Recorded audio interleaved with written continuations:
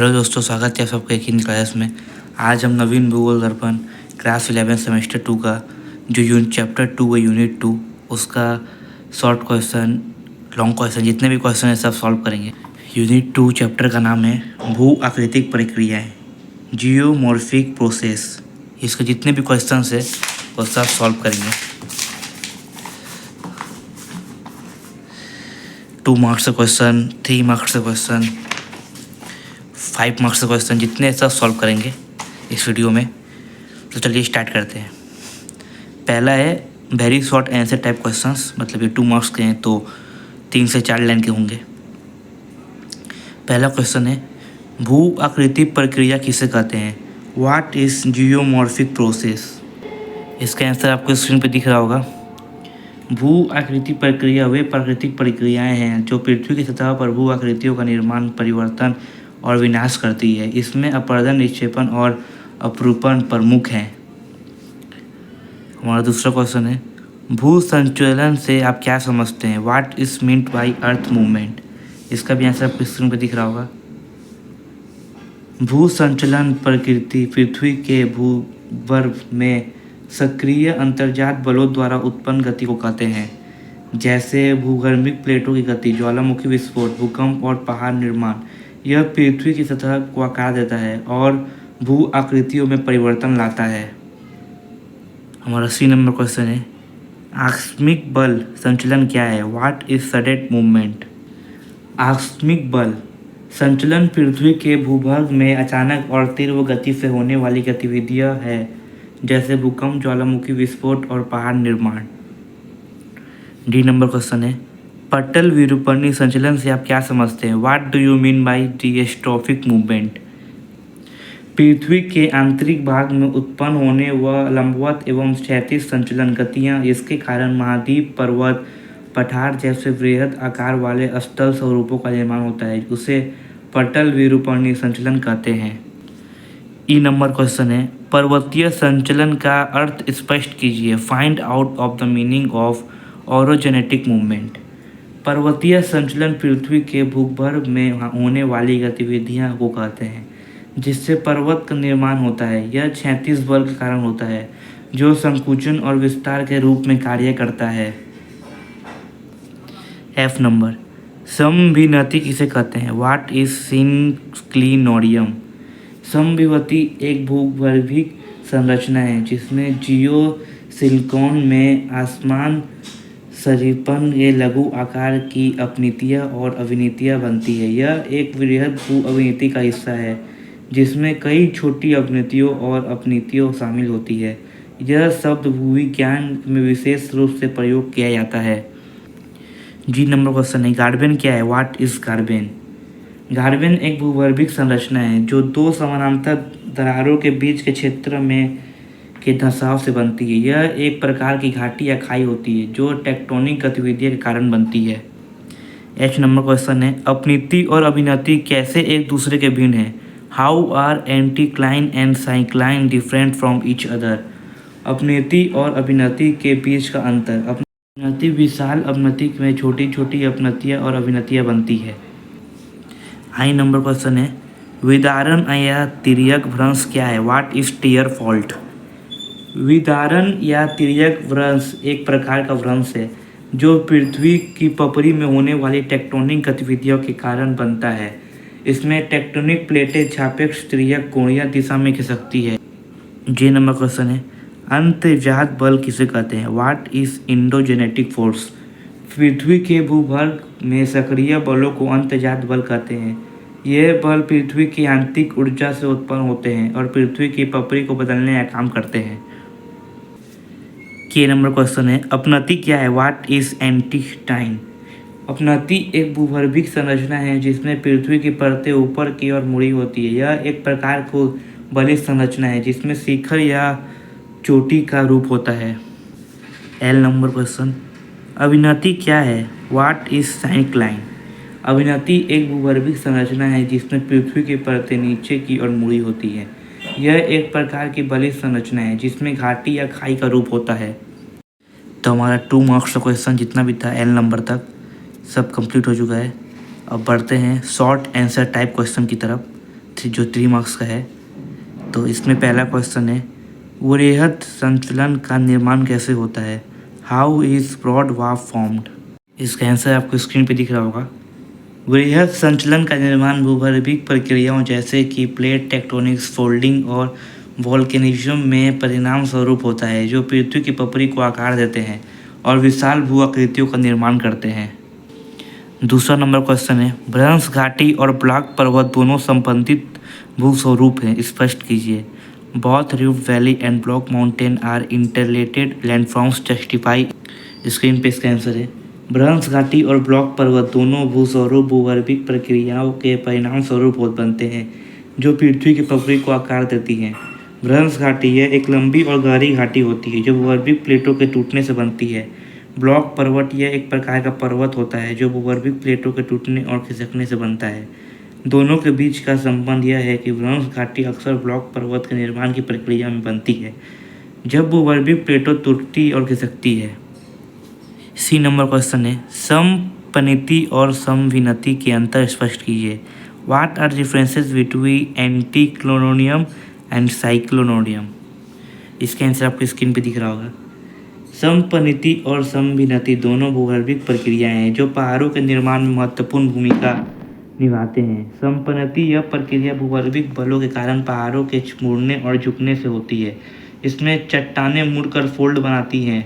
समविनति यह प्रक्रिया भूगर्भिक बलों के कारण पहाड़ों के टूटने और खिसकने से होती है। इसमें चट्टानें टूटकर अलग अलग ब्लॉक बनती है। इन दोनों प्रक्रियाओं से पहाड़ और घाटियों का निर्माण होता है। डी नंबर क्वेश्चन है, पंखा वलन की क्या विशेषता है? What are characteristics of fan fold? पंखा वलन की विशेषता, एक असममित फोल्ड। पंखा चलन में फोल्ड असममित होते हैं जो एक केंद्र से निकाल कर फैलते हैं। 2 विस्तृत क्षेत्र, यह वलन विस्तृत क्षेत्र में फैला होता है जैसे कि पहाड़ी क्षेत्रों में। 3 भूगर्भिक दबाव, पंखा चलन भूगर्भिक दबाव के कारण बनता है जो चट्टानों को मोड़ देता है और फोल्ड बनाता है। यह विशेषताएं पंखा वलन को अन्य वलनों से अलग बनाती है। 3 नंबर क्वेश्चन है, दरार घाटी का निर्माण कैसे होता है? How are formed rift valleys formed? दरार घाटी का निर्माण निम्नलिखित तरीके से होता है। भूगर्भिक प्लेटों की गति से दरारें बनती हैं। दूसरा, इन दरारों में तनाव और दबाव के कारण चट्टानें टूटती हैं। तीसरा, टूटी कई चट्टानें खिसक कर अलग होती हैं जिससे घाटी का निर्माण होता है। यह प्रक्रिया भूगर्भिक गतिविधियों के परिणाम स्वरूप होती है जैसे कि plate tectonics. F number question है, महादेशीय संचलन और पर्वत संरचना में तुलना कीजिए। कंपेयर बिटवीन ए पेरियोजेनेटिक मूवमेंट और जेनेटिक मूवमेंट। महादेशीय संचलन विशाल क्षेत्र में होता है। दूसरा, महादेशों की गति से संबंधित। तीसरा, भूगर्भिक प्लेटों की गति से प्रभावित। पर्वत संचलन, पहला स्थानीय क्षेत्र में होता है। दूसरा, पर्वतों की गति और नियंत्रण में संबंधित। तीसरा, भूगर्भिक बलों के कारण। पर्वतों का मुड़ना और टूटना, इन दोनों संचलनों का उद्देश्य भूगर्भिक गतिविधियों को समझाना है, लेकिन महादेशीय संचलन विशाल क्षेत्र में होता है जबकि पर्वत संचलन स्थानीय क्षेत्र में। जी नंबर क्वेश्चन है, खुला वलन एवं बंद वलन में क्या अंतर है? What are the differences between open fold and close fold? खुला वलन की 2 भुजाओं के बीच का कोण 90 डिग्री से अधिक लेकिन 180 डिग्री से कम होता है। दूसरा, वलन की आकृति खुली और चौड़ी होती है। तीसरा, इसमें चट्टानें कम मुड़ती है। बंद वलन, पहला, वलन की 2 भुजाओं के बीच का कोण 90 डिग्री से कम होता है। दूसरा, वलन की आकृति बंद और संकीर्ण होती है। तीसरा, इसमें चट्टानें अधिक मुड़ती है। इन दोनों वलनों का निर्माण भूगर्भिक बलों के कारण होता है, लेकिन खुला वलन कम दबाव में और बंद वलन अधिक दबाव में बनता है। 2 मार्क्स का क्वेश्चन और 3 मार्क्स का क्वेश्चन ऐसा सॉल्व हो चुका है। अब बचा है 5 मार्क्स का क्वेश्चन, वो भी स्टार्ट करते हैं। डिस्क्रिप्टिव टाइप क्वेश्चंस, पहला है, पटल विरूपणीय संचलन क्या है? विभिन्न प्रकार के पटल विरूपणीय संचलों का वर्णन कीजिए। What is diastrophic movement? Describe the different type of diastrophic movement. इसके आंसर आपको स्क्रीन पर दिख रहा होगा। पटल विरूपणीय संचलन पृथ्वी की पपड़ी में होने वाली विरूपण की प्रक्रिया है जिससे पहाड़, घाटियाँ और अन्य भू आकृतियाँ बनती है। यह प्रक्रिया पृथ्वी के भीतर की ऊर्जा के कारण होती है जो पृथ्वी की पपड़ी को विभिन्न तरीकों से विरूपित करती है। पटल विरूपणीय संचलन के 2 मुख्य वर्ग हैं। पहला है महादेशीय संचलन। महादेशीय संचलन पृथ्वी के महाद्वीपों के निर्माण और परिवर्तन से संबंधित है। इसके दो प्रकार है। ऊपरी मुखी संचलन, इसमें पृथ्वी की पपड़ी के दो टुकड़े एक दूसरे से दूर हटते हैं जिससे गए महासागरों का निर्माण होता है। अधोमुखी संचलन, इसमें पृथ्वी की पपड़ी के दो टुकड़े और दूसरे से टकराते हैं जिससे पर्वतों का निर्माण होता है। दूसरा है पर्वतीय संचलन।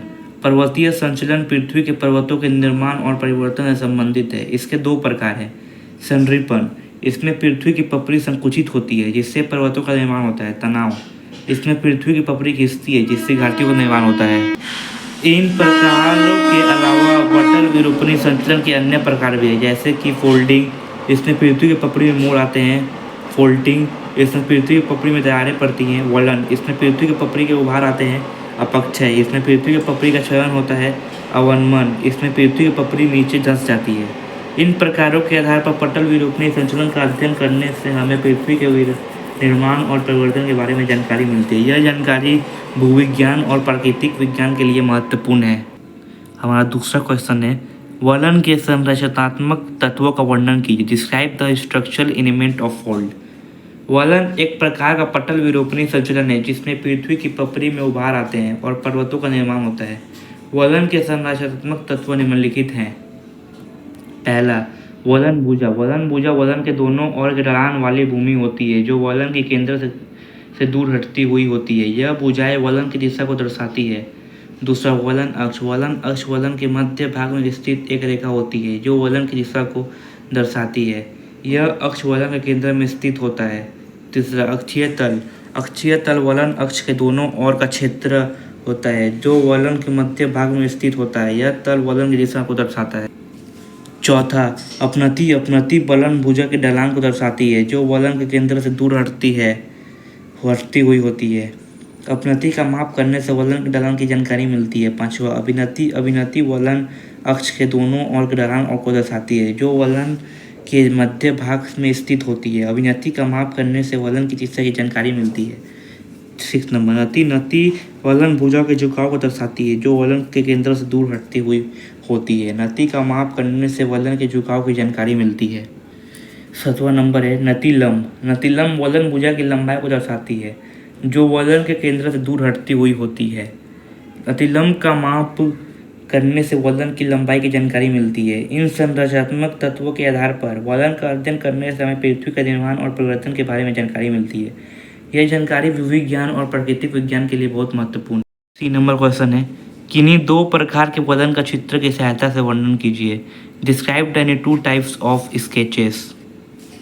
वलन पृथ्वी की पपड़ी में होने वाले विरूपण की एक प्रक्रिया है जिसमें पृथ्वी की पपड़ी में उभार आते हैं और पर्वतों का निर्माण होता है। वलन 2 प्रकार के होते हैं। पहला, एकनत वलन, मोनोक्लाइन फोल्ड। एकनत वलन में वलन भुजाएं एक ही दिशा में झुकी होती है। इसमें वलन अक्ष एक ही दिशा में होता है और वलन भुजाएं उसी दिशा में झुकी होती है। एकनत वलन में कुछ विशेषताएं हैं। वलन भुजाएं एक ही दिशा में झुकी होती है। दूसरा, वलन अक्ष एक ही दिशा में रहता है। तीसरा, अक्षीय तल वलन अक्ष के दोनों ओर का क्षेत्र होता है। चौथा, वलन की दिशा एक दिशा में होती है। उदाहरण, हिमालय पर्वत में एकनत वलन का उदाहरण है जहाँ वलन भुजाएं एक ही दिशा में झुकी है। दूसरा, समनत वलन। समनत वलन में वलन भुजाएं दोनों दिशा में झुकी होती है जिसमें वलन अक्ष दोनों दिशा में होती है और वलन भुजाएं दोनों दिशा में झुकी होती है। समनत वलन में कुछ विशेषताएं हैं। वलन भुजाएं दोनों दिशा में झुकी होती हैं। वलन अक्ष दोनों दिशा में होता है। अक्षीय तल वलन अक्ष के दोनों ओर का क्षेत्र होता है। वलन की दिशा दोनों दिशाओं में होती है। उदाहरण, आल्प्स पर्वत में समन्वत वलन का उदाहरण है जहाँ वलन भुजाएं दोनों दिशाओं में झुकी है। इन दोनों प्रकार के वलनों के आधार पर वलन का अध्ययन करने से हमें पृथ्वी के निर्माण और परिवर्तन के बारे में जानकारी मिलती है। यह जानकारी भूविज्ञान और प्राकृतिक विज्ञान के लिए बहुत महत्वपूर्ण है। डी नंबर क्वेश्चन, विभिन्न प्रकार के भ्रंशों के विभिन्न संरचनात्मक तत्वों का विशिष्ट चित्रों के साथ वर्णन कीजिए। Discuss the structural elements of different faults with specific diagram.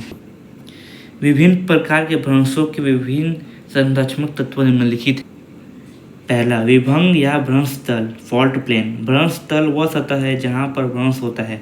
यह सतह पृथ्वी की पपड़ी के दरारों को दर्शाती है। भ्रंश नति, फॉल्ट टिप। भ्रंश नति भ्रंश तल की झुकाव को दर्शाती है। यह झुकाव पृथ्वी की पपड़ी के तनाव को दर्शाता है। तीसरा, उत्पेजित खंड। उत्प्रेक्षित कंठ वह भाग है जो भ्रंश के ऊपर होता है, यह भाग भ्रंश के कारण नीचे धंस जाता है। चौथा, अधः सोपित खंड। अधः सोपित खंड वह भाग है जो भ्रंश के नीचे होता है, यह भाग भ्रंश के कारण ऊपर उठ जाता है। 5वां नंबर, शीर्ष भित्ति। शीर्ष भित्ति भ्रंश के ऊपरी भाग को दर्शाते हैं, यह भाग भ्रंश के कारण उभरा होता है। 6 नंबर, पाद भाटी ट्रफ। पाद भित्ति भ्रंश के निचले भाग को दर्शाती है, यह भाग भ्रंश के कारण वैसा होता है। 7वां नंबर, उत्तरमन उपलिफ्ट। उत्तरमन भ्रंश के कारण पृथ्वी की पपड़ी के ऊपर उठने को दर्शाता है। 8वां नंबर, भ्रंश का गार फॉल्ट स्कार्प। भ्रंश का गार भ्रंश के कारण बने पहाड़ी क्षेत्र को दर्शाता है, यह क्षेत्र भ्रंश के कारण उभरा होता है। इन संरचनात्मक तत्वों के आधार पर भ्रंश का अध्ययन करने से हमें पृथ्वी के निर्माण और परिवर्तन के बारे में जानकारी मिलती है। यह जानकारी भूविज्ञान और प्राकृतिक विज्ञान के लिए बहुत महत्वपूर्ण है। इन तत्वों के अध्ययन से हमें निम्नलिखित जानकारी मिलती है। पहला, पृथ्वी के भीतर की ऊर्जा के बारे में। दूसरा, पृथ्वी की पपड़ी के बारे में। तीसरा, पर्वत के निर्माण के बारे में। चौथा, पृथ्वी के इतिहास के बारे में। इसलिए भ्रंश का अध्ययन करना भूविज्ञान और प्राकृतिक विज्ञान के लिए बहुत महत्वपूर्ण है। 3 नंबर क्वेश्चन, किन्हीं 2 प्रकार के भ्रंशों का चित्र की सहायता से वर्णन कीजिए। Describe the any 2 types of fault of diagram. भ्रंश पृथ्वी की पपड़ी में होने वाले दरारों को कहते हैं, जो पृथ्वी के भीतर की ऊर्जा के कारण होते हैं। भ्रंश 2 प्रकार के होते हैं। पहला, सामान्य भ्रंश नॉर्मल फ्लॉट। सामान्य भ्रंश में पृथ्वी की पपड़ी में दरारें पड़ती हैं और एक भाग दूसरे भाग के नीचे धंस जाता है। इसमें पृथ्वी की पपड़ी में तनाव होता है और दूसरे पड़ती हैं। सामान्य भ्रंश की कुछ विशेषता हैं। पृथ्वी की पपड़ी में दरारें पड़ती हैं। दूसरा, एक भाग दूसरे भाग के नीचे धंस जाता है। तीसरा, पृथ्वी की पपड़ी में तनाव होता है। चौथा, दरारें पड़ने से पृथ्वी की पपड़ी में उभार आते हैं। उदाहरण, रिफ्ट वैली के सामान्य भ्रंश का उदाहरण है, जहाँ पृथ्वी की पपड़ी में दरारें पड़ी हैं। दूसरा नंबर, विपरीत या उष्क्रम भ्रंश रिवर्स फॉल्ट। विपरीत या उष्क्रम भ्रंश में पृथ्वी की पपड़ी में दरारें पड़ती हैं और एक भाग दूसरे भाग के ऊपर उठ जाता है। इसमें पृथ्वी की पपड़ी में समरूपण होता है और दरारें पड़ती हैं। विपरीत या उष्क्रम भ्रंश के कुछ विशेषता हैं। पृथ्वी की पपड़ी में दूसरे दरारें पड़ती हैं, एक भाग दूसरे भाग के ऊपर उड़ जाता है। पृथ्वी की पपड़ी में समरूपण होता है, दरारें पड़ने से पृथ्वी की पपड़ी के उभार आते हैं। उदाहरण, हिमालय पर्वत में विपरीत या उष्क्रम भ्रंश या भ्रंश का उदाहरण है, जहां पृथ्वी की पपड़ी की दरारें पड़ी हैं। इन दोनों प्रकार के भ्रंशों के आधार पर भ्रंश का अध्ययन करने से हमें पृथ्वी के निर्माण और परिवर्तन के बारे में जानकारी मिलती है। यह जानकारी भूविज्ञान और प्राकृतिक विज्ञान के लिए बहुत महत्वपूर्ण है। F नंबर क्वेश्चन है, भ्रंशन से उत्पन्न होने वाले स्थल रूपों का वर्णन कीजिए। Describe the landforms produced by faulting. भ्रंशन से उत्पन्न होने वाले स्थल रूपों का वर्णन कीजिए। भ्रंशन पृथ्वी की पपड़ी में होने वाले दरारों को कहते हैं, जो पृथ्वी के भीतर की ऊर्जा के कारण होता है। भ्रंशन से उत्पन्न होने वाले स्थल रूप निम्नलिखित हैं। भ्रंशीय पर्वत या हॉस्ट। भ्रंशीय पर्वत या हॉस्ट यह पर्वत होता है जो भ्रंशन के कारण उठ जाता है। यह पर्वत पृथ्वी की पपड़ी में दरारों के कारण बनता है। भ्रंशोत पर्वत के कुछ विशेषता हैं। पहला, यह पर्वत भ्रंशन के कारण उठ जाता है। दूसरा, यह पर्वत पृथ्वी की पपड़ी के दरारों के कारण बनता है। तीसरा, इसकी ऊंचाई अधिक होती है। चौथा, इसका ढलान तीव्र होता है। उदाहरण, हिमालय पर्वत में भ्रंशोत पर्वत का उदाहरण है, जहाँ पृथ्वी की पपड़ी में दरारें पड़ी हैं। दूसरा, भ्रंश घाटी द्रोणिका या गार्बिन। भ्रंश घाटी द्रोणिका या गार्बिन यह घाटी होती है जो भ्रंशन के कारण धंस जाती है। यह घाटी पृथ्वी की पपड़ी के दरारों के कारण बनती है। भ्रंश घाटी द्रोणिका की कुछ विशेषता हैं। पहला, यह घाटी भ्रंशन के कारण धंस जाती है। दूसरा, यह घाटी पृथ्वी की पपड़ी के दरारों के कारण बनती है। तीसरा, इसकी ऊंचाई कम होती है। चौथा, इसकी ढलान मंद होती है। उदाहरण, रिफ्ट वैली के भ्रंश घाटी द्रोणिका का उदाहरण है, जहाँ पृथ्वी की पपड़ी की दरारें पड़ी हैं। तीसरा, बहिष्कार बल का फॉल्ट ब्लॉक। बहिष्कार बल का फॉल्ट ब्लॉक वह क्षेत्र होता है जो भ्रंशन के कारण अलग हो जाता है। यह क्षेत्र पृथ्वी की पपड़ी में दरारों के कारण बनता है। बहिष्कार बल की कुछ विशेषता हैं। पहला, यह क्षेत्र भ्रंशन के कारण अलग हो जाता है। दूसरा, यह क्षेत्र पृथ्वी की पपड़ी के दरारों के कारण बनता है। तीसरा, इसकी ऊंचाई और ढलान में परिवर्तन होता है। चौथा, इसकी सीमाएं स्पष्ट होती है। उदाहरण, हिमालय पर्वत में बहिष्कार बल का उदाहरण है, जहाँ पृथ्वी की पपड़ी में दरारें पड़ी हैं। इन स्थल रूपों के आधार पर भ्रंशन का अध्ययन करने से हमें पृथ्वी के निर्माण और परिवर्तन के बारे में जानकारी मिलती है। यह जानकारी भूविज्ञान और प्राकृतिक विज्ञान के लिए महत्वपूर्ण है। जी नंबर क्वेश्चन है, स्तरीय चट्टान पर भ्रंश कैसे विकसित होते हैं? सामान्य भ्रंश और उत्क्रम भ्रंश का चित्र सहित वर्णन कीजिए। How developed on rock strata, describe normal fault and reverse fault with diagrams. स्तरीय चट्टान पर भ्रंश विकसित होने की प्रक्रिया निम्नलिखित है। पहला, पृथ्वी की पपड़ी में तनाव और संरिपण के कारण दरारें पड़ती हैं। दूसरा, दरारें पड़ने से चट्टानों के स्तरों में विभाजन होता है। तीसरा, विभाजन के कारण चट्टानों के स्तरों के स्थानांतरण होता है। चौथा, स्थानांतरण के कारण भ्रंश विकसित होते हैं। सामान्य भ्रंश में पृथ्वी की पपड़ी में दरारें पड़ती हैं और एक भाग दूसरे भाग के नीचे धंस जाता है। इसमें पृथ्वी की पपड़ी में तनाव होता है और दरारें पड़ती हैं। सामान्य भ्रंश की कुछ विशेषताएं हैं। पृथ्वी की पपड़ी की दरारें पड़ती हैं, एक भाग दूसरे भाग के नीचे धंस जाता है। पृथ्वी की पपड़ी में तनाव होता है, दरारें पड़ने से पृथ्वी की पपड़ी में उभार आते हैं। उदाहरण, रिफ्ट वैली के सामान्य भ्रंश के उदाहरण है जहाँ पृथ्वी की पपड़ी में दरारें पड़ी है। उत्क्रम भ्रंश, रिवर्स फॉल्ट। उत्क्रम भ्रंश में पृथ्वी की पपड़ी में दरारें पड़ती हैं और एक भाग दूसरे भाग के ऊपर उड़ जाता है। इसमें पृथ्वी की पपड़ी में संपीड़न होता है और दरारें पड़ती हैं। उत्क्रम भ्रंश में कुछ विशेषताएं हैं। पृथ्वी की पपड़ी में दरारें पड़ती हैं, एक भाग दूसरे भाग के ऊपर उड़ जाता है। पृथ्वी की पपड़ी में संरिपण होता है, दरारें पड़ने से पृथ्वी की पपड़ी में उभार आते हैं। उदाहरण, हिमालय पर्वत में उत्क्रम भ्रंश का उदाहरण है जहाँ पृथ्वी की पपड़ी में दरारें पड़ी हैं।